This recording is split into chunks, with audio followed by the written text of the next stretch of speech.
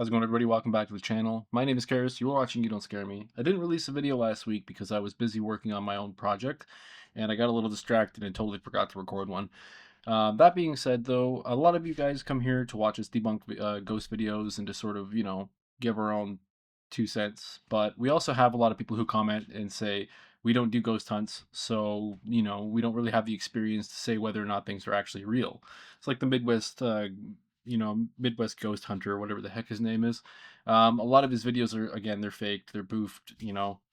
But whenever we cover his content, people are, if they're really irritated because we don't put our money where our mouth is and actually go and do these investigations. We do have 3 investigations under our belt. We went to St. Joseph Cemetery twice and once to Crown Cemetery. While we didn't receive a lot of paranormal evidence, we also did an absolute crap job actually doing the investigations. So, to that end, I'm trying to come up with some more constructive ways to do ghost hunting, collecting more evidence, spanning across a greater range of evidence. We obviously still don't have the budget to pick up things like the REM pod or what have you. We don't possess like an actual spirit box. I've made a spirit box. You guys might have seen this in our in a Crown Cemetery video. Well, we've received this, we've done it, we've worked with it a little bit. It didn't really work too well in the first one. I've since got it working, but basically all it is, it's got a digital tuner, which I've manipulated by putting a repeater inside of it. And so basically all it does is it will continuously repeat the tuning signal and then run through a whole bunch of channels. So we'll get the same basic principle of a spirit box. So in the terms of a typical spirit box, what you're expecting is that you have a radio that is cycling through a whole bunch of different channels, and then you ask the air ghost questions, or ask the ghosts questions. And what the theory is was that the ghost will be able to latch onto the energy of the spirit box and then be able to talk through it. And so sometimes when you're hearing it, you'll hear like repeated signals where it's just like, "I died," and you're like it's you're pretty generic. The issues that we have with that are that yes, radio waves, electromagnetic radio waves, or whatever. There is a certain level if we're talking about the efficacy of ghost interactions through electronic devices. There is a certain level of effect of reality to that, efficacy or something like that. I don't really know how to say that word, but anyways. So if ghosts are able to latch onto the energy of a particular device and then speak through it, or manipulate the energy waves or whatever, radio is a very good way of doing that. Mostly because you can go from low power to extremely high power, different antennas, different receivers, different transmitters, what have you. And there's a speaker that's available to utilize. You might not be able to use like a pair of like typical earbuds or something like as complicated as an MP3 player. So it helps to have something that is very just catches the energy and like whatever energy is being transmitted to it. I believe that's how radio waves work. And then it receives it and dispenses it, right? So if ghosts can talk through spirit boxes are probably, or if ghosts can talk through energy, spirit boxes are probably the closest thing you'll get to actual evidence. Now, I do have a few issues with that. First off, I don't personally believe that cycling through bands rapidly adds anything to that. If a ghost has the energy to speak through a spirit box, it can do it. Plain and simple, right? The idea that you would need to be tuned into a different frequency on the FM channel makes practically no sense to me, mostly because the way that AM channels works are that it basically I'm not really totally sure. I probably shouldn't say anything about that because I actually don't really know too much about the AM. But from the back of what I can see, the FM signals are tuned to megahertz, and AM bands are turned to kilohertz, right? And I'm fairly certain kilohertz are bigger than megahertz. I think they mean 1,000 megahertz or whatever. Again, I'm not a scientist or a mathematician or any kind of engineer to say that for certain. However, I am very confident in saying that we have received a lot more credible evidence through the AM band than we have through the FM band. The FM band seems very circumstantial, where it will rotate through things and sometimes you'll catch the same radio stations being broadcast over multiple different frequencies. And so a lot of the results can be muddled just by the simple fact of, like, say, 102.1 The Edge in Toronto. You can get it in 102.1 the edge. Like you can get it on 102.1, but you can also get it on 102.2, 2.3, and 2.4 and 2.5 with varying levels of signal. So it does discredit that particular source of income, or source of income, so that particular source of evidence, when you consider the fact that radio stations can be broadcasting on multiple bands. Now, that being said, when you're tuning into an AM frequency, there are in between frequencies that you can tune into. And so, what Nick and I have found that we've received a lot of feedback through the devices that we're recording with, the spirit boxes that we're recording with, that seem to come through on the higher end of of those bands. So, in the sense of the AM band, I think we were sitting around 1600, 1610. We don't have enough evidence to support that that's the specific band that we need to be using. So to that avail, I have started to work on my own tool, which is what I lovingly call the ghost foam. Everything just kind of slid in there because I didn't have it taped down or anything like that. But I'm lovingly calling this the ghost foam box, or foam booth, I wanted to call it, but it's in a box, so it's not really a booth. But in any case, dun, dun, dun, dun, dun, dun, dun. Yeah, a lot of this is just set dressing. So, ghosts like changing the temperature. So I have a thermometer up here. I liked it. It was cool. It was nice. Nick wanted more data. Now I have a working thermometer and a working barometer that I absolutely don't know how to use. But it's just set dressing. What really matters is the actual. Oh, and the Ghostbusters. For all you keen-eyed people, that's the Ghostbusters. the the Ghostbusters phone number. Who are you gonna call? Because it's a phone. So, inside the radio here, I've modified it. Oh, geez, this is really hard to get on camera. So let's just show you that. There you go. That's cool. So inside the radio, I can actually just take this out of the box and show you what I've with cables and stuff hanging out of it. It's not done. I'm working on it still. But in any case, what I've done is I modified this vintage radio, because, and sorry, yeah, if you guys are watching this and you're looking at this and being like, "That's my radio from my childhood." Sorry, it's vintage now. I don't make the rules. Anything 20 years older. So basically, what I've done is I modified it so, and it doesn't have a battery in it currently, so that it doesn't run off of DC energy. It actually just runs off of a battery bank that I put inside of there. I've got a smaller one that wasn't really doing the trick here. It needed to be a much larger battery because it requires a lot more power. So I've upgraded to like a more substantial battery. I show you the insides and what I'm doing inside of here. But if this thing works, I don't really want people being able to like just like rip off the design and stuff. So I'm keeping the inside a secret for now. Once we field test it and it turns out to be real and ghosts are real, I'm gonna probably patent what I did and probably try to turn it into an actual like manufacturable product. Not necessarily so I can sell it, but just so that I can have a professional one rather than just what I've done here, which is split a radio open and cram stuff into it. But essentially, what's going to happen is that this is an analog clock and a phone, ghost phone box. Now, some of you might understand the fact that radio and phone signal are completely different. However, the phone has nothing to do with this. It's just a prop.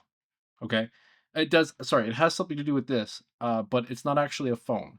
It's just the avatar of the concept, if you would. So the principle here is that we have a radio that's able to tune into different AM and FM bands just by flicking a switch back here, which is over here, AM and FM bands. And then we can tune with the tuner that is inside the machine right now because I needed a place to put the cable. But we can tune into specific frequencies, like those frequencies that we were getting ghost interactions with. And then instead of just talking through those bands, we can now tune in to those bands and talk back using the microphone in this phone. I have already tested it. When I talk into my microphone with the proper battery in and with everything not jostled around in there, my voice will come through the radio. Now you might think maybe it's not being broadcast on that band, but is just being broadcast to that band. But that's called science. uh, we're going to work on it. We're going to test it. We're going to see if we can get more ghost interactions with this or just the spirit box itself. The bottom line is that the spirit box cost me $10 for the radio, and then all the components and everything that inside also cost me about $15. So if it works as just a rudimentary spirit box, I've still saved like $200 because those things are $200 Canadian online, and this will do the exact same thing. It's a radio broadcast system. If I turn on the phone, it connects the phone, the microphone. Sorry, you're talking to the top because it's stronger, but it connects the microphone of the phone to the radio and allows us to broadcast our voices back on the same channel that we are tuning into, because I've tapped into that frequency in here, ran a huge power bank. I even have a second power bank because I don't think this one's going to have enough energy to do this for more than like 30 minutes at a time. It's going to drain the batteries really quickly. But the theory is that if we are tuned into the specific band that we're getting ghost interactions with, we should be able to talk into the microphone and, communicate in that same principle. Again, I'm not I'm not an engineer. I'm doing this off the top of my head with just my rudimentary understanding of small electronics and hoping that it works. This is a power switch. This turns on the radio and all the radio functions. I put a switch on here because if I just plugged it into the battery bank, it would drain instantly, and it wouldn't work very well. So I had to do a cutoff switch. So if it's off, then the battery is disconnected from the whole device and it powers off the device. That means that we can do an emergency shutdown if things go off the rails, fire wise, whatever wise. And then the phone, if we want to try doing ghost interactions, if we want to try using the phone to talk to the ghosts, then we'll turn the phone feature on. If not, we turn the phone feature off, and it's just a spirit box again. So it's a dual purpose, dual function. I know it's probably a lot more underwhelming to you guys than it has been to me, but I've had a blast working on this project, and it's been a lot of fun. And I have received some weird signals through it already, just doing like my own testing. I've gone out to cemeteries to see if what the static, what would happen. I didn't record any of it because I wasn't intending on really doing anything about this, showing this off until I finished it and we were doing a ghost hunt, and I would unveil this nice box here at that time. But I forgot to release a video last week, so I'm making up for it by telling you guys now. Look forward to this. It is coming. It will probably be with us in our next ghost investigation. And by the way, if you guys are interested in how the phone works as a microphone, there's an adapter for it. They literally just make adapters so that you can use old rotary phones and old handsets as microphones. And like it's a 3.5 millimeter. The only problem is I bought the wrong one the first time, so I have two of them. This one is an R19. R19 is not what you're looking for. If you're looking to use a microphone or a phone like that as a microphone, this is not the one you're looking for. R19 was wrong. You need the bigger one. You need the telephone line, not the handset line. Or if you guys are savvy, you can just take a microphone cable, similar like this one, cut the top off, and then just solder it to the wire. There's only two wires. The polarity doesn't matter, and you've got a microphone. And the cool thing, the reason I specifically wanted to use that microphone or that phone is because it would have that old tinny sort of 1990s sort of like tinny sound coming through it, which I thought, hey, there's my pen. Cool, I've been looking for that. Which I thought would be really nice coming through the radio, purely because of just the sound quality. However, it works exceptionally well with my shotgun mic. So that's probably what we're going to end up using. It's really crystal clear. You can really hear your voice properly coming through the radio and the tuners. And it sounds so much better when we use the shotgun mic. But I really like that vintage vibe. So if we can get the vintage vibe sounding good, the problem is that the phone is really quiet. And so you don't really hear a lot coming through. So I've had to try to like jerry rig in some like audio splitters so that I can like plug in the radio headphone port into here and then into the, so that I can record some raw audio from the speakers of the spirit box. But it wasn't working very well. And I don't really know a lot about that kind of electronics. So scrap that idea. What we'll end up likely doing is plugging the shotgun mic into the radio and then putting headphone ports from the radio into plugging that directly into a phone for sound recording, or the Zoom mic or Zoom H2N or whatever. So anyway, that's the whole everything I've been working on so far, and I know that's not really too interesting. So we're gonna watch a little bit of some scary ghost videos. Posting my scary comp just to fill out this episode and give you something that I'm working on, and something that you're typically seeing here. We are going to go full screen on the video, and then cut to my face like Nick's been doing. I'm trying to get my content in line with him and sort of upgrade that. If you guys do have any suggestions for that box, or any better names or anything like that, or any tools that we should add to our ghost hunts, let us know. We are in the acquisition phase right now. I don't have $200 to drop on a spirit box, so I've been building them. They haven't been super great, but I've learned a lot about these electronics and a lot about how these things work. We're not in a position to purchase like REM pods or anything like that, but we do have a couple of EMF detectors, a couple of portable radios, a couple of walkie-talkies, if those are any good. We have a couple of we have like some nice old cameras that use, like, this one uses a different form of media. This one's is a disc. Nick has a film camera, and then we're getting ourselves we're getting our hands on some other kinds of cameras, just to test if any of them produce more or less or more ghost interactions. Like, if I take a picture with this camera, is it gonna display more ghosts than you would if you would otherwise see, like, a Polaroid camera? Would a Polaroid camera display? Use a battery compartment? Ooh, yeah, I need to clean that up.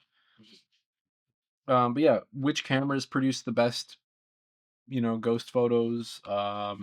What microphones pick up the best ghost photos? What the best operations are? What certain evidence? And then we're gonna build up our sort of like our toolbox around whatever evidence that we collect, and then because that's the whole plan. It's the whole goal. Talk to ghosts, have the ghosts talk back to us, bring those ghost hunts, ghost videos to you. So without further ado, let's go with probably about like 15 minutes of this video. Near the Umatilla Indian Reservation, a place rumored to be haunted by ancient spirits. Out of nowhere, a horrific howl echoes through the night, too warped to sound natural.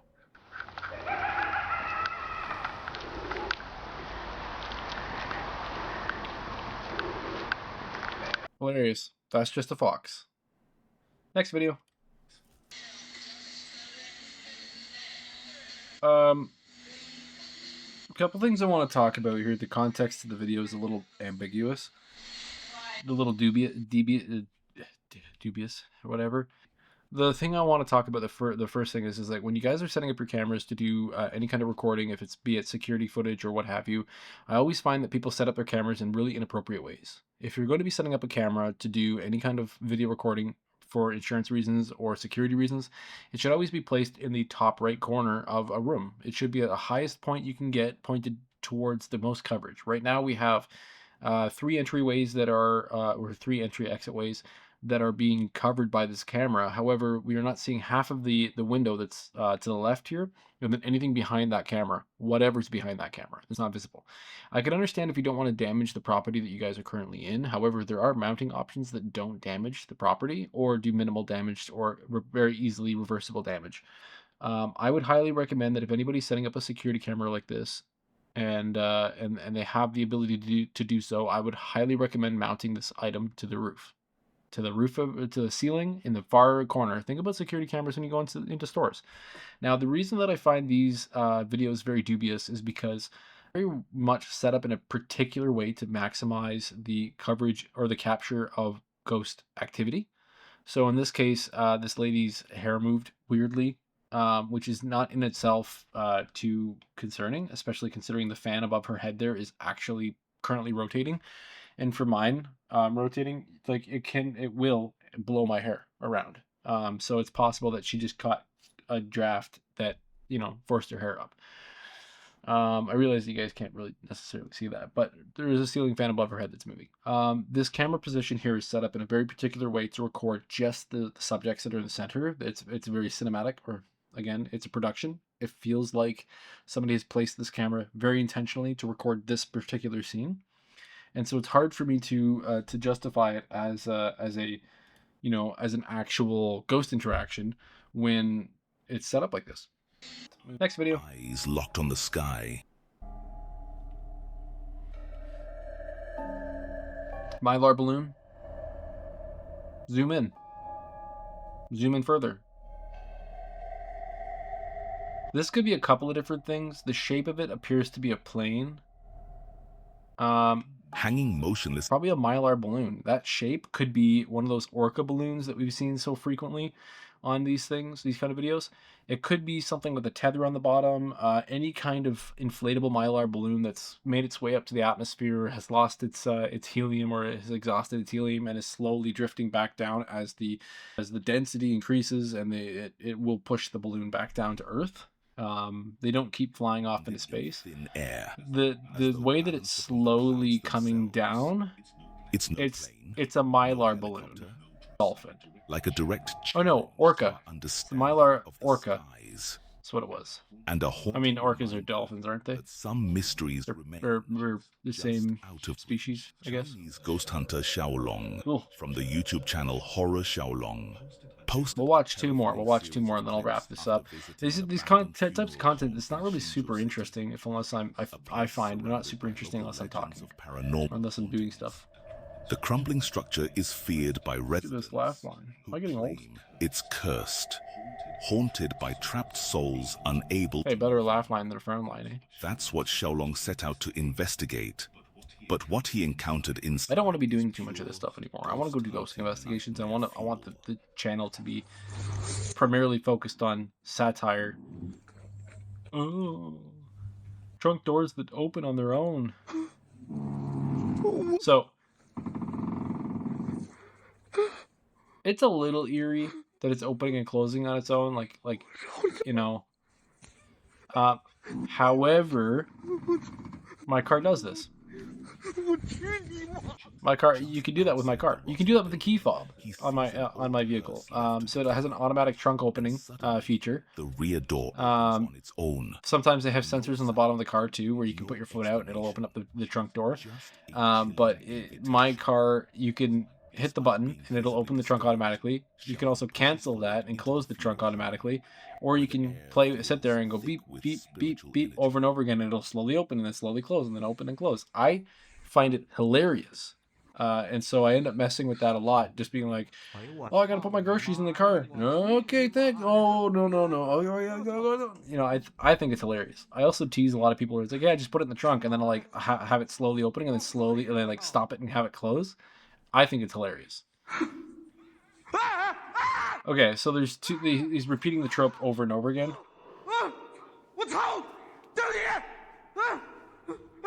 What is that? Okay, I know exactly what's going on here. Okay, I know exactly what's going on here. All right, here we have a meat locker in a way. We have a meat locker. Expired meat locker, and what it is there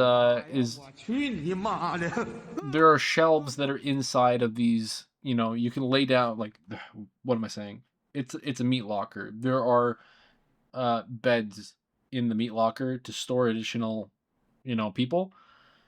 And so when you climb into that box, the bottom shelf, the top shelf, likely the bottom shelf, nothing is stopping you from reaching up and pulling the next drawer out.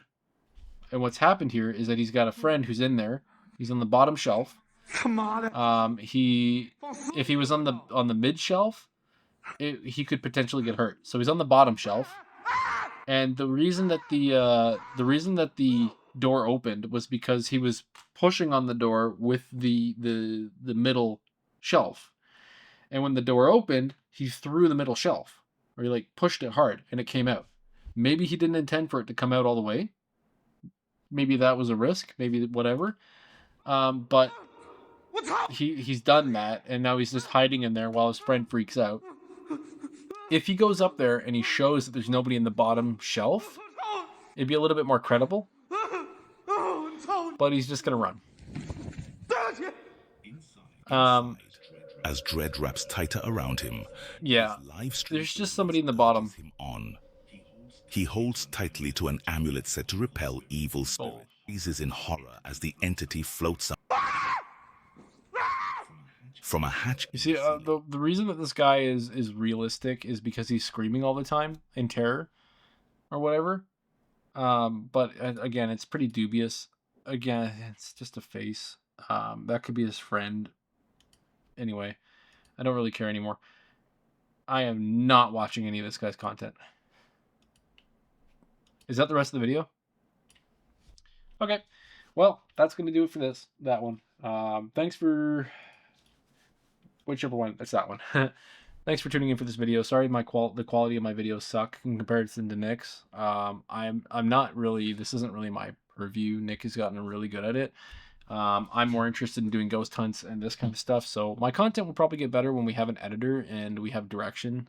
And I'll basically just be doing stuff, and then we'll have somebody else doing the editing and stuff, and the content will be fantastic. But you're getting my true reactions. You're getting my true person. You're getting my true interests. This is a conversation between you and me. Take it or leave it. If you don't like it, Nick's releases 100 videos on this channel every single week. I release one a week. You can sit through my crap once and watch his gold 24/7. But I'm gonna wrap this one up. Thank you for watching. If you guys made it this far into the end of the video, please do leave us a comment. Just interact with us a little bit. I want to know more about what you guys think we should use, or what kind of evidence you want us to collect in these paranormal investigations. Right now, we're doing it just off the top of our head. We're basically walking into these cemeteries and we're rolling with whatever punches that we can come with.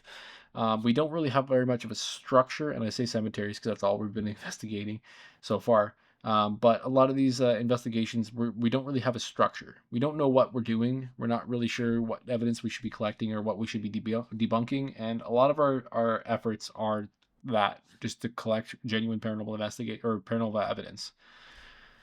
But yeah, that's going to do it. That's it. That's the show, folks. All right. I'm going to wrap this up before I keep rambling and boring you. If you made it this far into the channel, into the episode, comment below. Jesus, shut the F up. Okay, thanks, bye. Love you. Oh, also, don't forget to water your plants.